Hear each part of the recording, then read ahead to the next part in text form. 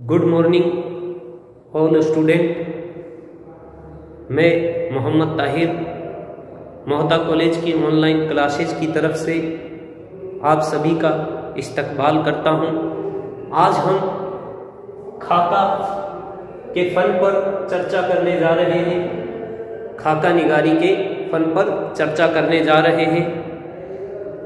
चलिए पहले हम खाके का थोड़ा मुख्तसर सा तारुफ कर लेते हैं, उसका कुछ इंट्रोडक्शन हो जाए कि खाका क्या चीज़ है। देखिए, खाका सवाने निगारी की तरह ही होता है। यानी हम लोग सवाने के बारे में जानते हैं कि सवाने निगारी में किसी शख्स की अहद व अहद, उसकी ज़िंदगी के हालात, उसकी ज़िंदगी के वाक़यात, उसकी ज़िंदगी के जो अशरात, उसकी ज़िंदगी के जो वाक़यात हैं, उसकी सीरत है, उसको उभारा जाता है, उसको पेश किया जाता है। इसी तरह से खाके में भी सवाने की तरह किसी शख्स की ज़िंदगी को पेश किया जाता है, लेकिन वो कुछ अहम बातों को इसमें कुछ अहम बातों को पेश किया जाता है। सिर्फ इतनी सा सवाने और खाके में जो फ़र्क है वो क्या है? तफसीलात और इख्तिसार का। यानी सवाने निगारी तो तफसील में पेश की जाती है और जो खाका निगारी है उसमें इख्तिसार और इशारों से काम लिया जाता है, और इसमें कुछ अहम वाक़यात, कुछ अहम किस्सों को या किसी शख्स की कुछ हल्की सी तस्वीर कशी की जाती है या हल्की सी तस्वीर पेश की जाती है। खाका निगार, ज़्यादातर जितने भी खाका निगार हैं वो किसी शख्स की सीरत या उसके किरदार को अपने ज़ाती फ़ायदे या ज़ाती मुशाहिदे, यानी उसने जो देखा उस तरह से पेश कर देता है, जिनको वो जानता है। यानी स्केच, जो हमने ये लफ्ज़ इंग्लिश स्केच, ये इसको स्केच नाम से जाना जाता है। तो जो स्केच देखा है इसमें किसी शख्स की हल्की सी जिंदगी या किसी शख्स के कुछ अहम वाक़यात को पेश किया जाता है। इस वजह से इसे खाका या स्केच के नाम से जाना जाता है। चलिए खाका निगारी पर चर्चा करते हैं। देखिए, खाका नसरी अदब की एक दिलकश सिन्फ है। इसका आर्ट गज़ल और अफसाने के आर्ट से बहुत मुशाबिहत रखता है। मुशाबिहत से इन्होंने बताया है कि ये क्या है, मिलता जुलता है किससे? गज़ल और अफसाने से। देखिए, गज़ल में भी इख्तिसार होता है, कम लफ्ज़ों में ज़्यादा बातें कहना या ज़्यादा बात बयान कर देना, और अफसाने में भी इख्तिसार से काम लिया जाता है बानिस्बत नावल के। होती तो हकीकी ज़िंदगी है, लेकिन अफसाने में भी इख्तिसार से काम लिया जाता है, और ये दिलकशी के साथ पेश किया जाने वाला की जाने वाली सिन्फ भी है। मुराद ये कि अफसाना व गज़ल की तरह यहाँ भी इशारे से या कनाए से काम लिया जाता है। यानी हम चर्चा कर चुके हैं पीछे कि यहाँ इख्तिसार से काम लिया जाता है, क्योंकि इख्तिसार इसकी बुनियादी शर्त है। यानी इख्तिसार क्या है? इसकी बुनियादी शर्त है, इसमें इख्तिसार बरतना ही पड़ेगा। खाके में किसी शख्सियत के नकूस इस तरह उभारे जाते हैं कि उसकी खूबियाँ और खामियाँ, यानी किसी शख्स की जो नकूश हैं उनको किस तरह से उभार कर पेश किया जाता है कि उसकी खूबियाँ और खामियाँ उजागर हो जाएं, और इसके अलावा एक जीती जागती तस्वीर कारी के सामने पेश हो जाए। यानी ऐसी तस्वीर जो जीती जागती सी लगे, वो भी क्या है, इसकी खाके की अहम खसूसियात में आती है। जिसका खाका पेश किया जा रहा है उसकी कमजोरियां कारी के दिल में उसके लिए नफरत नहीं बल्कि हमदर्दी पैदा करे, और खाका पढ़कर वो बेसाख्ता कहे कि کاش اس شخص میں یہ کمزوریاں نہ ہوتی. یعنی خاکہ نگار خاکہ کو اس طرح پیش کرتا ہے کہ جب پڑھنے والا جو قاری ہے اس کے دل میں اس جو شخص ہے جس کی سیرت وہ پڑھ رہا ہے، جس کا خاکہ وہ پڑھ رہا ہے، اس کے بارے میں یہ شعور پیدا نہ ہو کہ وہ برا تھا، کمزوریاں تھی، اس میں خامیاں تھی، بلکہ اس میں اس طرح کے شعور پیدا کرنے کی کوشش کرتا ہے خاکہ نگار کہ جب پڑھ لے کوئی پڑھنے والا اس خاکے کو تو اس کے بعد یہ کہے کہ کاش یہ کمیاں بھی اس شخص میں نہ ہوتی. دیکھیے خاکہ انگریزی زبان کا لفظ اسکیچ کا اردو ترجمہ ہے. یعنی ہم نے جانا اسکیچ کا اردو ترجمہ کیا ہے؟ خاکہ. اس کے لیے ایک اور لفظ بھی استعمال کیا جاتا ہے جسے مضحک خاکہ کہتے ہیں، یعنی کیریکیچر نام سے جانا جاتا ہے. ادب میں خاکہ سے ایسی تحریر مراد لی جاتی ہے جو سرسری نوعیت کی ہو اور اس میں معنی اور خیال کے نہ زیادہ نشیب و فراز ہوں اور نہ تہیں، اور جو بھرپور تاشیر کے بجائے ایک ابتدائی تاشیر پیدا کرنے میں مددگار ہوں.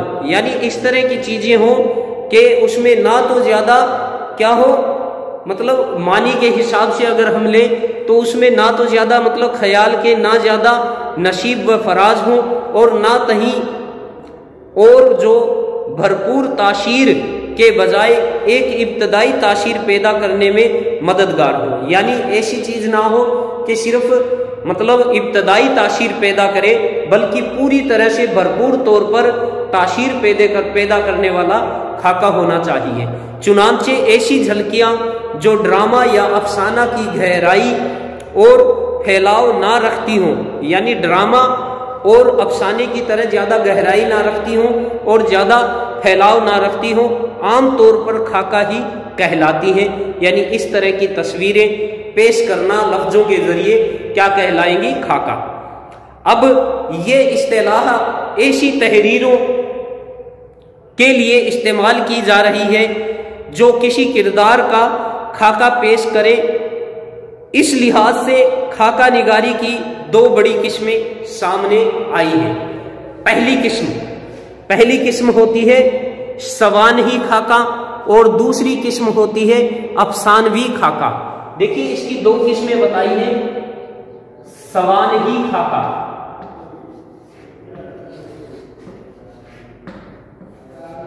اور دوسرا ہے افسانوی خاکہ. چلیے جانتے ہیں دونوں خاکوں کے بارے میں کون کون سے خاکے ہوتے ہیں. دیکھیے اس کی پہلی قسم ہے سوانحی خاکہ. یعنی سوانحی خاکہ جو کسی حقیقی شخصیت کے بعض پہلوؤں کو ابھارتے ہیں. یعنی سوانحی خاکہ سے ہم نے مراد لیا یعنی کسی انسان کسی شخص کی اصل زندگی کی تصویر کشی جس میں ہو رہی ہو وہ کیا کہلائے گا؟ سوانحی خاکہ. اب دیکھیے اگلا ہے افسانوی خاکہ. افسانوی خاکہ سے کیا مراد ہے؟ چلیے جانتے ہیں. یہ خاکے کسی فرضی کردار کی خصوصی کیفیت کو واضح کرتے ہیں. یعنی کسی فرضی کردار سے مراد ہے جیسے افسانے ہم پڑھتے ہیں، افسانوں میں دلکشی پیش کر دی جاتی ہے لیکن کوئی نہ کوئی میسج ضرور دیں گے. یہ خاکے بھی کوئی نہ کوئی کسی شخص کی اچھی یا کمزور یا کمی کو پیش کرتے ہیں جو ایک انسان میں ہوتی ہے. ہاں یہ ضرور کہہ سکتے ہیں کہ داستانوں کی طرح ان میں زیادہ تر مطلب مافوق الفکری کردار پیش نہیں کیے جاتے. ایسے کردار ہوں گے جو ہماری زندگی کے سے تعلقات رکھتے ہوں یا اس طرح کے ان کے واقعات ہوتے ہیں جو زندگی سے ملتے جلتے ہوں، انسانی زندگی سے تعلقات رکھتے ہوں. یہ دونوں قسم کے خاکے کسی کردار کا تعارف چند امتیازی خصوصیات سے پیدا کرتے ہیں اور اس کے لیے ایک غیر رسمی رویہ اختیار کرتے ہیں۔ دیکھیے خاکہ نہ سیرت نگاری ہے نہ سوانح عمری۔ دیکھیے انہوں نے ایک بات بیان کی ہے کہ خاکہ نہ سیرت نگاری ہے اور نہ ہی سوانح نگاری ہے۔ آگے لکھتے ہیں کہ یہ کسی دل آویز شخصیت کی، یعنی کوئی ایسی شخصیت جو دلکش شخصیت ہو، دل آویز ہو، دل کو لبھانے والی شخصیت ہو، اس کی دھندلی تصویر ہے۔ اس میں اس کی زندگی کے اہم واقعات کی گنجائش ہے، نہ خاص تاریخوں کی اور نہ زیادہ تفصیل کی، یعنی صرف اس میں کسی شخص کے زندگی کے اہم واقعات کی گنجائش ہوتی ہے، نہ تو اس میں کنی خاص تاریخوں کی گنجائش رکھنی چاہیے یا پیش کرنی چاہیے، اور نہ ہی زیادہ تفصیل کی اس میں ضرورت ہوتی ہے۔ مصنف نے کسی شخصیت میں کچھ قابل ذکر خصوصیات دیکھی ہو اور وہ انہیں دلچسپ انداز میں بیان کر دے تو یہی خاکہ کہلاتا ہے۔ چلیے خاکہ نگاری کی صنفی خصوصیات پر چرچا کرتے ہیں۔ خاکہ نگاری کی صنفی خصوصیات کیا ہیں؟ خاکہ نگاری کی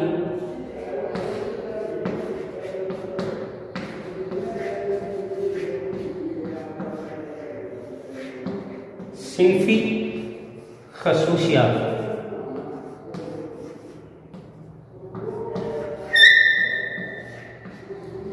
صنفی خصوصیات دیکھیے، صنفی خصوصیات میں خاکہ نگاری کی انہوں نے کچھ خاصیت بتائی ہے کہ ایک خاکہ نگار کو کن کن باتوں کا دھیان رکھنا پڑتا ہے۔ پہلا، خاکہ نگاری کی پہلی جو خصوصیات ہے وہ ہے اسلوب اور حیت۔ حیت سے مراد ہے فارم۔ دیکھیے خاکہ اپنے اسلوب اور حیت کے اظہار سے وہ افسانہ ہے جس کی دلکش کہانی میں کسی فرد سے ہماری ملاقات ہوتی ہے، یعنی خاکہ اسلوب اور حیت کے اعتبار سے اگر ہم دیکھیں تو وہ افسانہ یا وہ کہانی ہے جس میں کسی دلچسپ یا دل آویز شخصیت سے یا کسی فرد سے ہماری ملاقات ہوتی ہے۔ یہ مختصر ملاقات ہمارے دل میں گھر کر لیتی ہے، جس کو ہم فراموش نہیں کر سکتے، یعنی جس کو ہم بھلا نہیں سکتے۔ یہ جو ہلکی سی چھوٹی سی ملاقات ہے، کچھ منٹوں کی یا کچھ وقت کی یا آدھا گھنٹہ کی، لگ بھگ اتنے بڑے خاکے لکھے جاتے ہیں، خاکوں میں زیادہ تفصیلات نہیں پائی جاتی، اختصار سے افسانوں کی طرح کام لیا جاتا ہے، تو اس میں بھی آدھا گھنٹہ تک کا وقت لگتا ہے۔ تو یہ جو خاکہ ہے، اس تھوڑے سے عرصے میں ہماری کسی دلچسپ فرد یا کسی خاص شخصیت سے ملاقات ہو جاتی ہے۔ تو یہ اسلوب اور حیت کے اعتبار سے خاکہ ہمیں اس طرح سے ملاقات کرواتا ہے اس شخصیت سے کہ مطلب ہم اس کو بھلا نہیں پاتے ہیں۔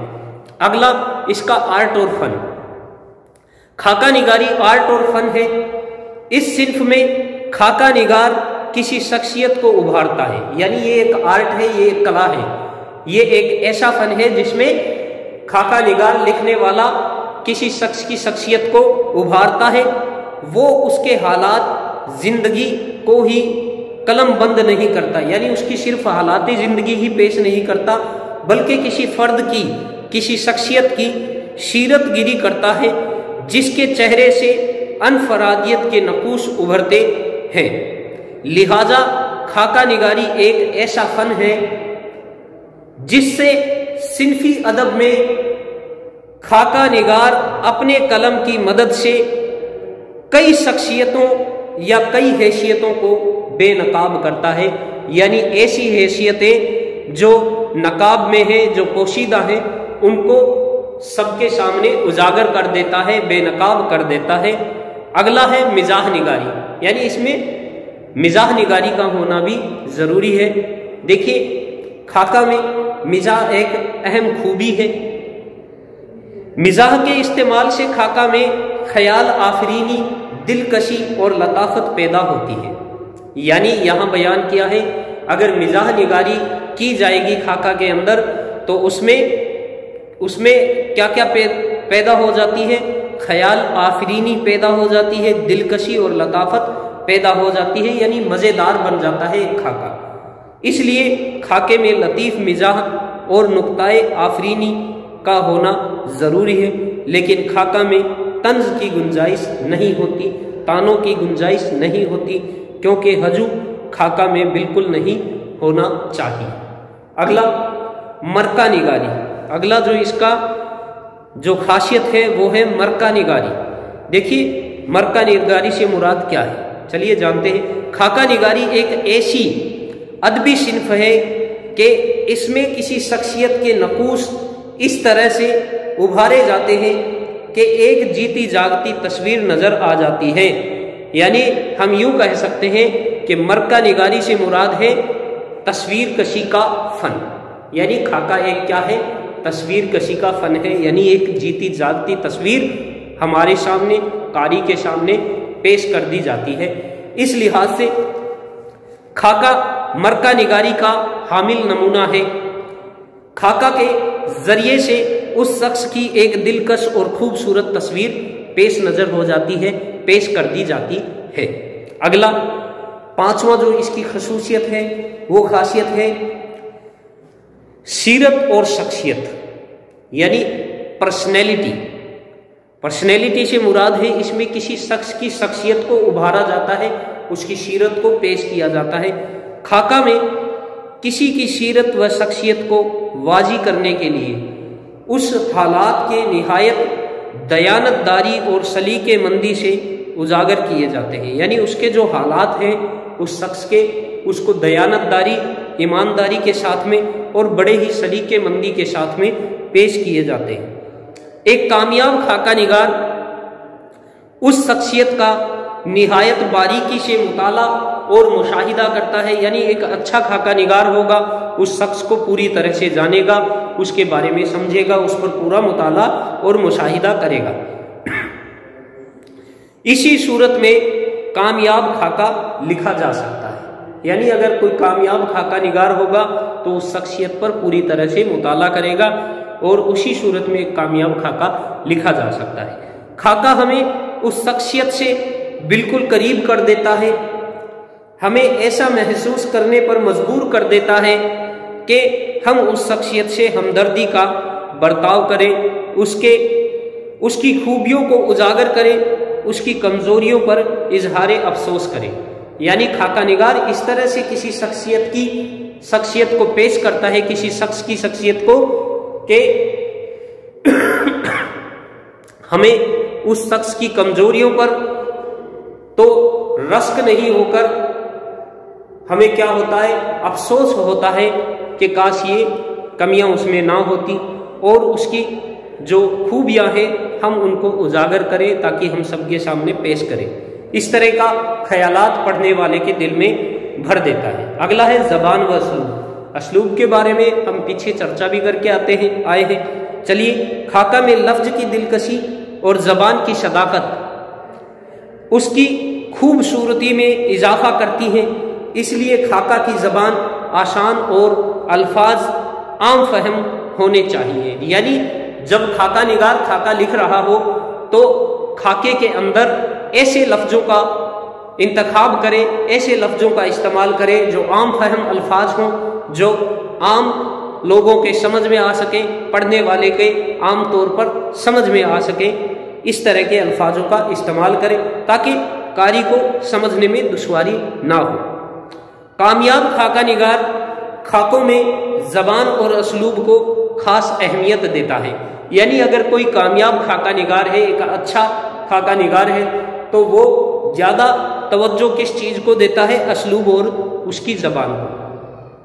خاکہ کی نثری صنف میں مختصر بیانی سے کام لیا جاتا ہے، کبھی کبھی تو اشاروں اور کنائیوں میں بات کہی جاتی ہے۔ یعنی کبھی کبھی تو اشاروں اور کنائیوں سے ہی بات پیش کر دی جاتی ہے۔ اردو میں जो खाके मिलते हैं उनमें ये सिनफी खूबियाँ पाई जाती हैं। और नसरी अदब में खाका की सिनफ को कलमी तस्वीर के फ़न की वजह से मकबूलियत हासिल हुई है। दरअसल फ़नी एतबार से खाका एक शख्सियत का ऐसा खूबसूरत मरका होता है जिसमें आईना के मानिंद एक शख्सियत की नक्श व निगार साफ नज़र आते हैं। यानी जिस तरह से किसी इंसान की शक्ल उसके आईने के सामने खड़े होने पर साफ शफाफ दिखाई देती है, इसी तरह खाका भी एक इस तरह का आईना है जिसमें किसी शख्स का मार्का, उसकी खूबसूरती साफ शफाफ तरीके से उसके नक्श व निगार हमें नज़र आ जाते हैं। वजह है कि वो शख्सियत तो हमारे सामने नहीं होती, लेकिन फिर भी हम उससे करीब होते हैं और हमें काफ़ी मालूमात हासिल हो जाती है। यानी कल हम अगला जो हमारा सबक होगा वो होगा खाका निगारी के आगाज़ व इर्तिका का। आज हमने जाना कि खाका निगारी की जो सिनफी खुसूसियात हैं उनके बारे में। सवानही खाका और अफसानवी खाका दो तरह की इसकी किस्में होती हैं।